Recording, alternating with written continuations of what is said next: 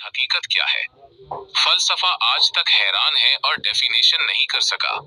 3000 साल में बड़े बड़े फलसफी गुजरे मगर इंसान की हकीकत बयान न कर सके।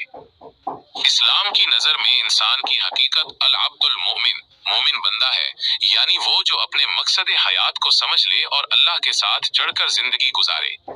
जो ये नहीं जानता कि वो क्यों आया और उसका अंजाम क्या होगा, वो कुरान के मुताबिक जानवरों से भी गया गुजरे हैं।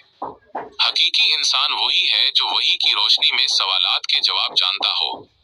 इंसान को क्या जानना जरूरी है? फलसफा कहता है हर चीज की हकीकत जानो, मगर वो खुद अपनी हकीकत न जान सका।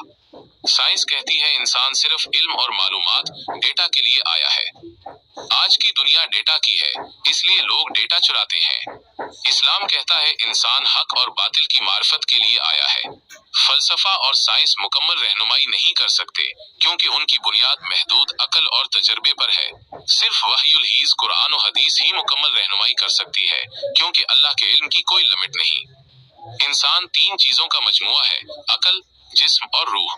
अकल की ग़िज़ा वही का इल्म है, जिस्म की ग़िज़ा अच्छे आमाल और इखलाक है, और रूह का सुकून अल्लाह के जिक्र और मार्फत में है। सोशल मीडिया से सुकून नहीं मिलता, बल्कि नींद उड़ जाती है। सुकून अल्लाह के जिक्र से मिलता है। जब इंसान के सामने ये पूरा पिक्चर क्लियर हो जाता है कि वो क्यों आया है और उसे कहाँ जाना है, तब वो सही जिंदगी गुजार सकता है। ये चंद बुनियादी चीजें थीं जिनका जानना जरूरी था। उम्मीद है कि आपके जहन में ये बात आई होगी। जज़ाकल्लाह।